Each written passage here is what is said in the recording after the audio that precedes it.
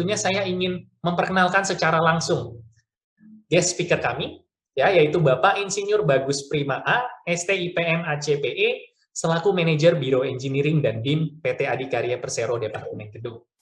Saya persilakan kepada Bapak Bagus untuk menyampaikan pemaparannya, Pak, mengenai topik kita apa ya? Yang pertama yaitu Kubikos Collaborations for Project atau kolaborasi menggunakan Kubikos di dalam project.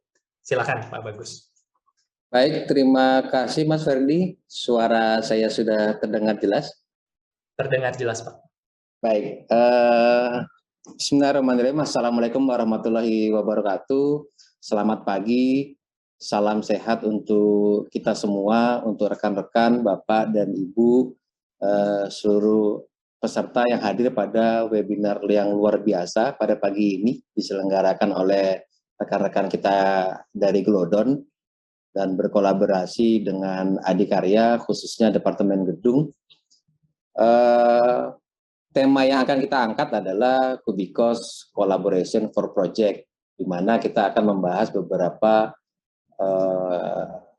sampel dari bagaimana kita mengimplementasikan Kubikos ini dalam keseharian aktivitas engineering kita di proyek-proyek Adikarya.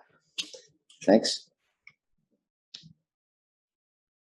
Ini CV singkat saya, perkenalkan saya Bagus Prima Anugrah, dari 2004 saya bergabung di Adikarya dan sudah menyelesaikan beberapa proyek, mungkin lebih dari 10 proyek sampai dengan saat ini, kurang lebih 17 tahun saya berkarir sebagai kontraktor dan saya sendiri mengalami era perkembangan teknologi dari berbagai macam tools yang ada tentunya dari selama 17 tahun terakhir selama saya berkarya di Adikarya.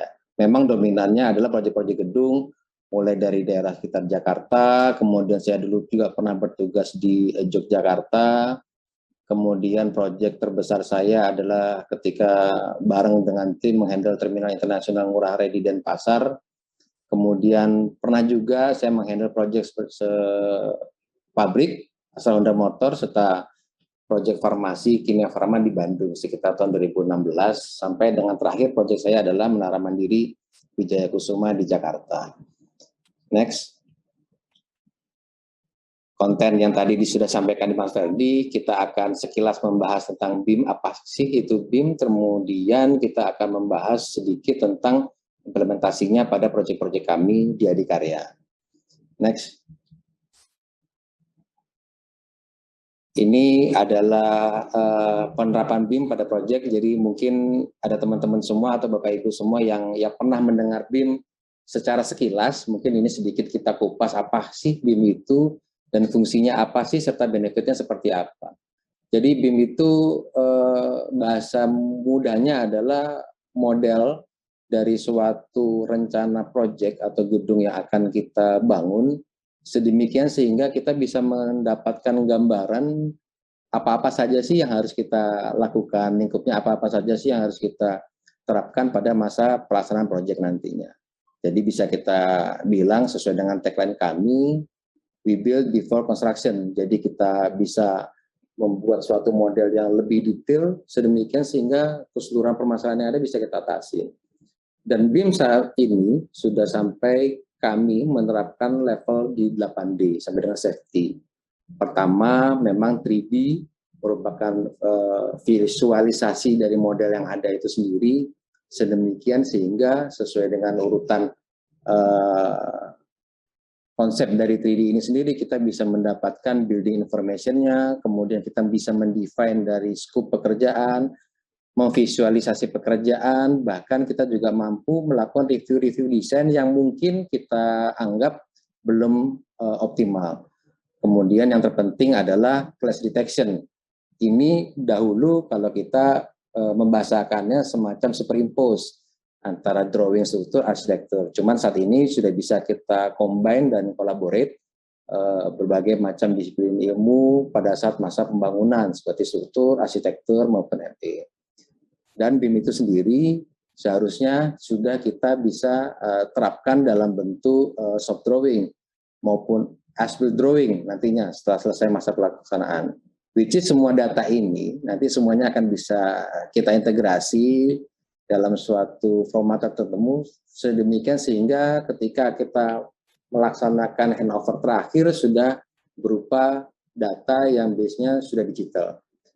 Kemudian level berikutnya adalah 4D, time model, berbicara seperti kita merencanakan suatu schedule pekerjaan, di mana harapannya adalah kita bisa menganalisis durasi suatu pekerjaan, kemudian kita bisa mengevaluasi, dan kita bisa melakukan tracking, bahkan melakukan percepatan pekerjaan dengan cara crashing dari schedule, atau kita bisa mengetahui pekerjaan-pekerjaan mana yang berpotensi untuk menyebabkan keterlambatan dari pekerjaan kita. Jadi mulai dari kita susun dulu sequence pekerjaannya, kemudian kita susun milestone-milestone tertentu, kemudian kita tracking, kita update progress, bisa kita visualisasikan progress report kita, sedemikian sehingga seluruh stakeholder project mampu untuk memahami kondisi terkini, progress kita, sampai dengan prognosa, sampai dengan menuju akhir proyeknya seperti apa. Kemudian level berikutnya adalah 5D, yang akan menjadi topik utama kita hari ini, cost model. Project selalu kita berbicara tentang biaya, dan seperti apa sih kita bisa merencanakan suatu biaya yang akurat. Tentunya dengan BIM ini, terutamanya 5D, nanti bisa kita susun WBS-nya, kemudian juga bisa kita kuantifikasi atau kita hitung volumenya untuk pekerjaan-pekerjaan tertentu. Kemudian setelah volume itu dapat, nanti kita juga bisa menyusun suatu konseptual cost plan yang lebih akurat dibandingkan sebelumnya. Ketika hal ini nanti sudah bisa kita simulasikan, harapannya tentu nanti kita bisa lebih advance lagi, dalam artian kita mengorder material, kebutuhan bahan sesuai dengan hitungannya tadi itu.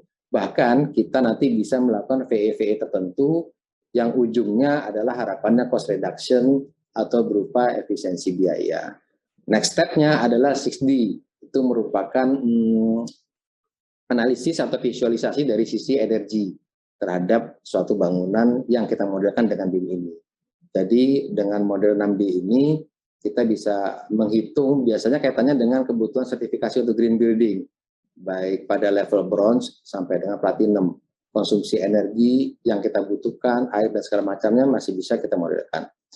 Kemudian adalah 7D, Facility Management Model.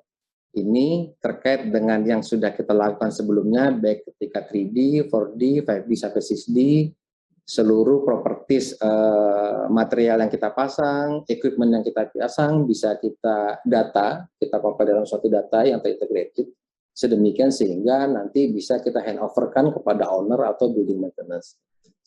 Facilities management ini salah satu yang menjadi riset kami di Adikarya, bagaimana kita bisa menerapkan suatu building management atau building maintenance sudah dengan base digital. Sedemikian sehingga kedepannya harapannya nanti kita mampu bekerja sama, berkolaborasi oleh seluruh building maintenance seluruh Jakarta bahkan Indonesia untuk menerapkan digitalisasi dalam hal maintenance bangunan. Terakhir adalah 8D, safety plan. Safety sebagaimana kita tahu 5 tahun terakhir menjadi isu utama di dunia konstruksi dan menjadi hal yang sangat perhatian utama juga bagi pemerintah saat ini untuk implementasi safety yang ada di lapangan. Sedemikian sehingga dari BIM sendiri kita juga mampu memodelkan, kita bisa menganalisis kira-kira risiko-risiko apa yang kemungkinan akan bisa terjadi during construction. Kemudian juga kita bisa melakukan safety model. Misal seperti kita melakukan pemasangan safety deck atau safety net atau lubang-lubang tertentu pada VE, kita bisa melakukan simulasi-simulasi proteksi yang akan dilakukan. Next slide. Tadi adalah sekilas implementasi BIM untuk teman-teman yang sekedar merefresh atau kita sama-sama kita diskusikan apa-apa saja sih yang bisa kita terapkan melalui BIM ini sendiri. Ini khususnya adalah penerapan pada 5D, seperti yang tadi sudah kami sampaikan, kita bisa mendetailkan WBS atau Work Breakdown Structure, kemudian kita menganalisis volume sampai dengan harga, sampai dengan kita bisa melakukan purchasing based on quantity yang sudah kita calculate dengan seperti tadi.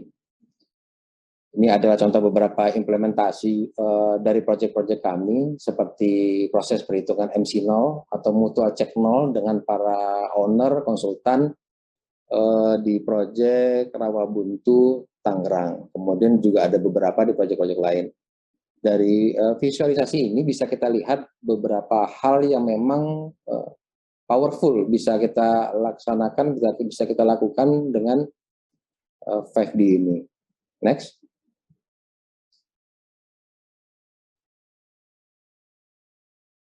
Nah, ini contoh implementasi BIM 3D di level kami. Bisa kita lihat suasana review 3D model terhadap kesesuaian desain bersama MK untuk proyek di Tapin, Kalimantan, Rumah Sakit. Kemudian juga virtual mockup untuk pekerjaan cat interior dan eksterior bersama MK dan owner.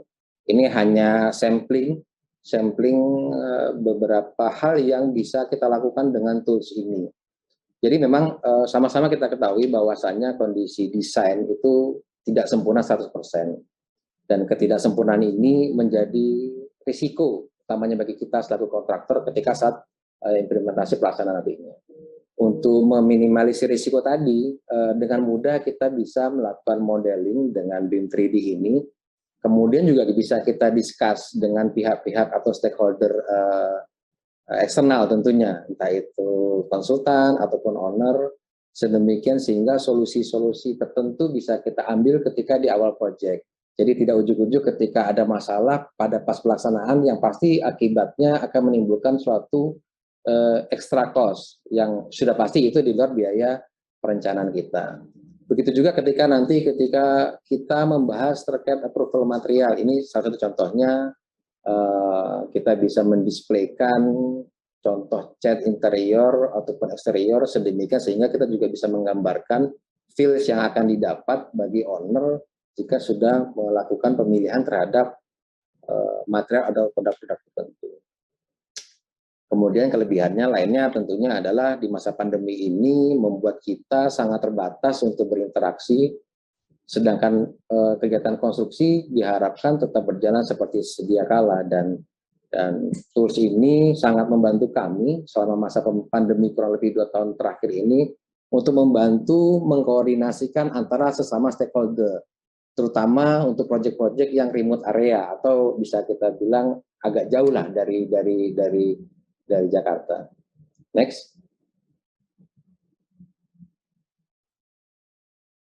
Salah satu implementasi BIM 4D, ini kebetulan samplingnya di proyek saya terakhir kemarin di Menara Mandiri Wijaya Kusuma. Seperti yang terlihat di layar, sebelah kiri adalah weekly schedule atau action plan selama seminggu yang kita buat dengan format yang masih manual. Jadi tabulasi Excel seperti biasa, terus kemudian yang kanan adalah action plan model. Lebih komunikatif, lebih mudah tergambarkan dan lebih enak juga untuk disimak. Jadi memang sama-sama kita ketahui bahwa setiap proyek pasti melakukan weekly meeting baik secara internal maupun eksternal. Dan di situ selalu kita membahas apa sih action plan kita ke depannya dan bagaimana sih evaluasi terhadap pencapaian rencana kerja yang sudah kita plan seminggu sebelumnya. Dengan memvisualisasikan seperti ini menjadi lebih gampang atau menjadi lebih mudah kepada para stakeholder untuk memberikan masukan, saran, ataupun suggest tertentu terhadap evaluasi kinerja kami yang ada di lapangan. Bahkan terkadang ada hal-hal tak terduga yang bisa kita mitigasi dari awal sedemikian sehingga nanti tidak merusak sequence pekerjaan kita secara keseluruhan. Dan ini menjadi tools yang baik dalam rangka kita untuk melakukan pengendalian waktu dari sisi pelaksanaan schedule proyek kita. Next. Penggunaan BIM 5D pada proyek in detail karena terkait dengan materi pada hari ini. GM kami, Mr. Yan Haryanto, selaku GM Departemen Gedung, pada satu event tertentu pada saat itu sebelum pandemi pada raker besar menyampaikan kepada kita semua project manager dikumpulkan beserta seluruh tim engineering manager serta beberapa special engineer di bawahnya. Beliau menyatakan bahwa jika seorang QS itu tidak mampu menggunakan tools atau software 5D ini, spesialinya Kubikos, maka beliau belum bisa menyebut mereka sebagai project QS. Luar biasa memang GM kami, visioner, beliau mampu menjabarkan bahwasanya ke depan, di samping sense of engineering yang harus dimiliki oleh setiap engineer, tentunya juga harus mampu menggunakan tools atau software tertentu dalam rangka untuk mencapai suatu efisiensi kerja. Karena apapun dunia engineering ini sangat banyak, harus mampu multitasking, dan kuantifikasi ini merupakan part of dari job desk-nya engineering. Dan biasanya memang karena apalagi jika proyek-proyek yang high risk, akan banyak sekali item-item pekerjaan yang harus dihitung, dianalisis, dan seterusnya. Next.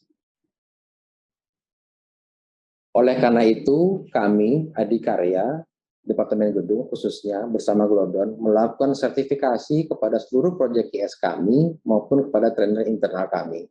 Sedemikian sehingga akan didapatkan suatu kemampuan yang merata pada setiap IS atau pada setiap modeler, sehingga dapat mengimplementasikan suatu planning dengan efektif dan efisien. Ini adalah contoh beberapa sertifikat yang sudah diperoleh oleh tim kami di Departemen Gedung. Next.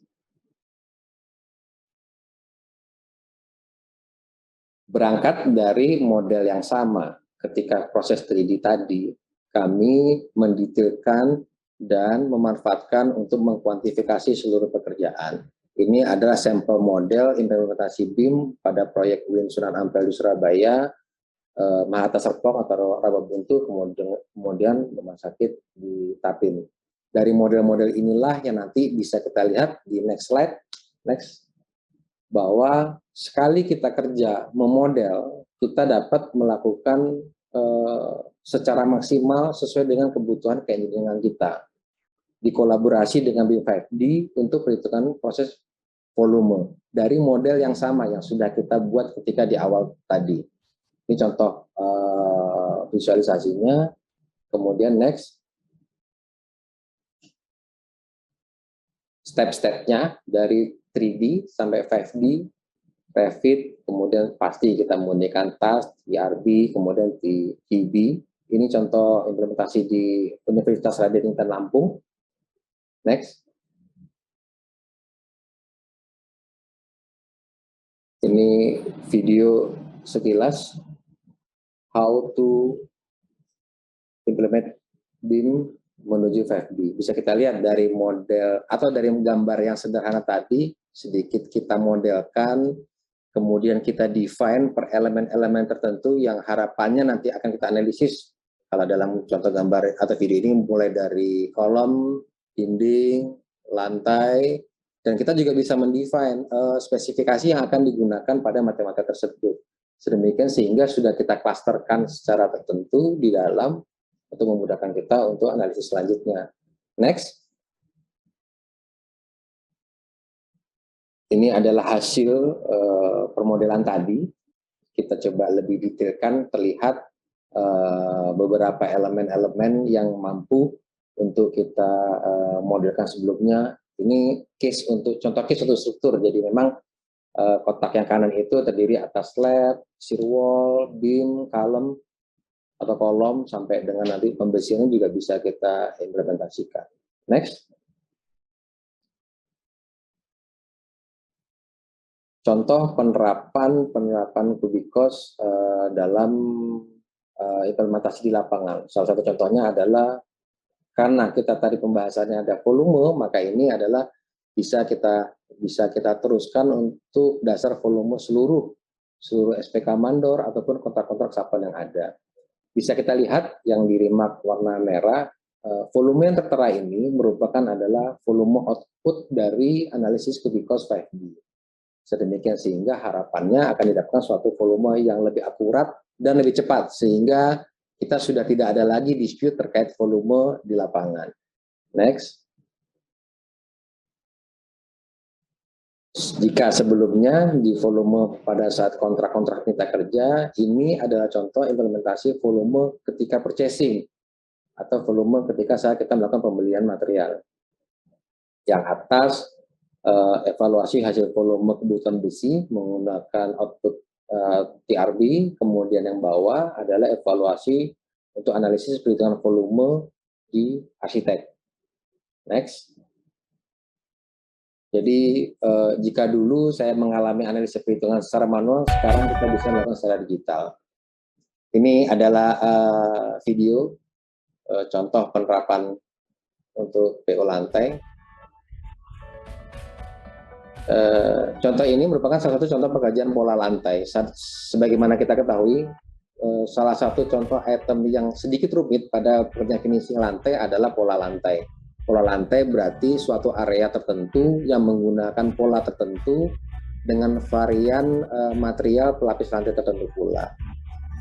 Nah, ini bisa kita modelkan sama seperti tadi, kita define satu persatu material properties yang akan digunakan, kita beri kode tertentu, kita masukkan juga spesifikasi tertentu, sedemikian sehingga piece per piece-nya akan mampu terhitung. Harapannya tentunya nanti kita akan mendapatkan suatu volume yang akurat dengan waste material yang minimize, sedemikian sehingga biaya kita akan menjadi efektif dan efisien. Contoh ini adalah penerapan ketika di proyek Terminal Joyoboyo, Surabaya. Next. Nah, ini tadi implementasi ketiga adalah monitoring untuk opnam dan progres pekerjaan di lapangan. Sama, jadi dahulu kita ketika memprogres suatu pekerjaan, pasti kita membuat suatu mappingan secara manual tuh.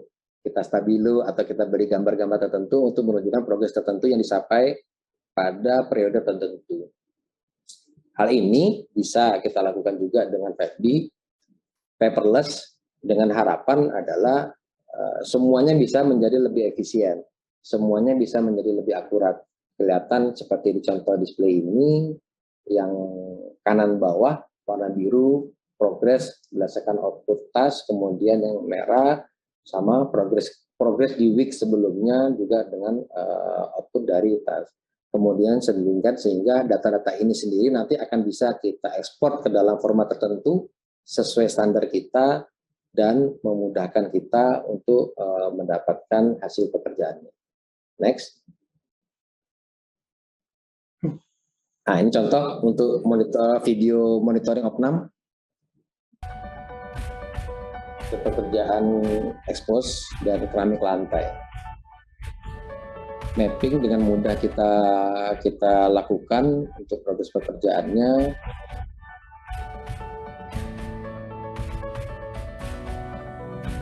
Ini secara rutin dilakukan per periodik selama 2 minggu.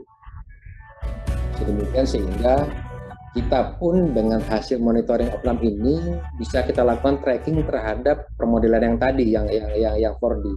Sedemikian sehingga hal-hal yang berpotensi menghasilkan keterlambatan mampu kita cegah. Begitu juga dengan hal-hal yang kita ingin percepat dalam suatu pekerjaan juga bisa kita lakukan.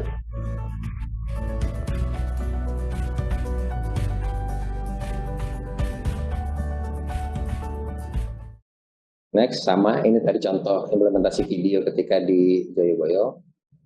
Yang keempat adalah perhitungan volume kebutuhan lapangan. Contoh kasus untuk pekerjaan struktur. Bisa kita lihat, bisa kita remark sebetulnya. Warna ini yang tadi seperti yang saya sampaikan, kita model, kemudian kita define. Contohnya untuk kuning adalah warna plat, kemudian coklat untuk warna balok, kemudian biru untuk kepala kolom. Jadi kita juga bisa mendefine sedetail mungkin sesuai dengan kebutuhan kita. Sedemikian sehingga semuanya bisa terbreakdown, baik untuk nanti mendapatkan volume kubikasi dari betonnya dan seterusnya. Ini contoh monitoring dari volume pengecoran serta kebutuhan lapangan implementasinya. Next. Contoh dari Techwinsa ini.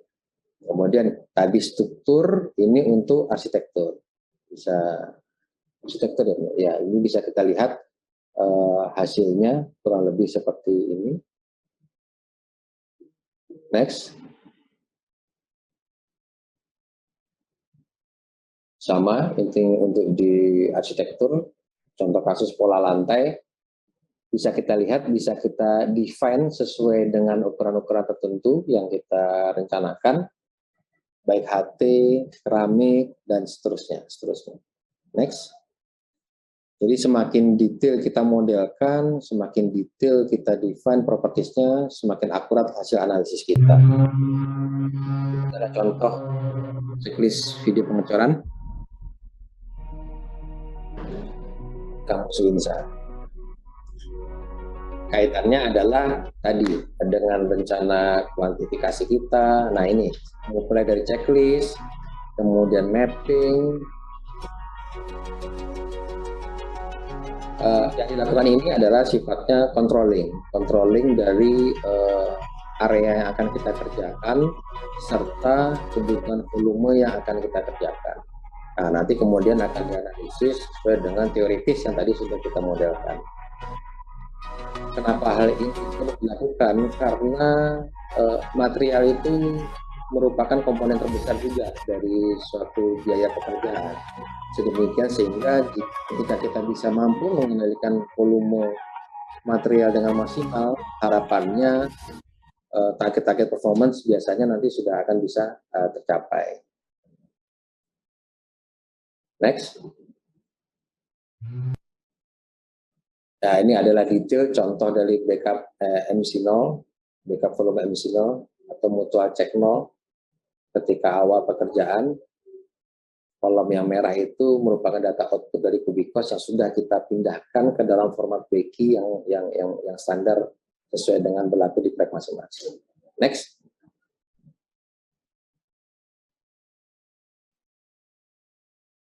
Ini implementasi cutting list untuk besi.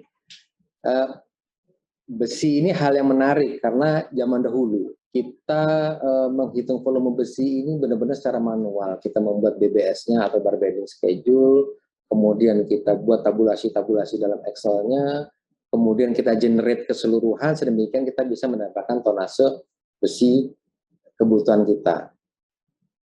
Agak rumit dan terus terang ini bagian yang sulit juga untuk punya struktur dan tidak banyak orang yang mampu menghitung pembesian secara detail. Namun dengan Kubikos ini juga sudah mampu memodelkan sampai dengan sedetail itu. Seperti yang kita lihat contoh di app yang kecil-kecil itu, BBS-nya sudah bisa tergambarkan dengan rules tertentu, kemudian sehingga kita juga bisa menghitung overlap sampai dengan waste-nya. Next.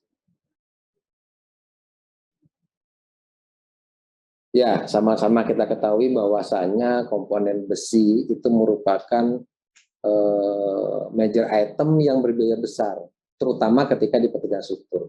Apalagi saat ini harga besi sendiri yang sangat fluktuatif. Dan terkadang adalah sisa-sisa material besi itu jika kita bisa mempola dengan efektif dan efisien secara tertentu, sebenarnya mampu untuk kita gunakan untuk pembesian berikutnya. Cuman hal ini yang kadang-kadang kita sedikit lalai sedemikian sehingga akan terjadi suatu pembengkakan biaya atau biaya tak terduga atau cost of run yang menyebabkan kinerja biaya kita menjadi nambah atau dalam hal ini over. Ini adalah perbandingannya ketika kita seperti yang tadi saya sampaikan mengkuantifikasi dengan formula standar atau Excel gitu. Kemudian bisa juga kita bandingkan dengan mengkuantifikasi dengan Kubikos. Tapi apapun itu adalah kondisi ini harus dilengkapi dengan personil-personil khusus yang menguasai teknis pembesian.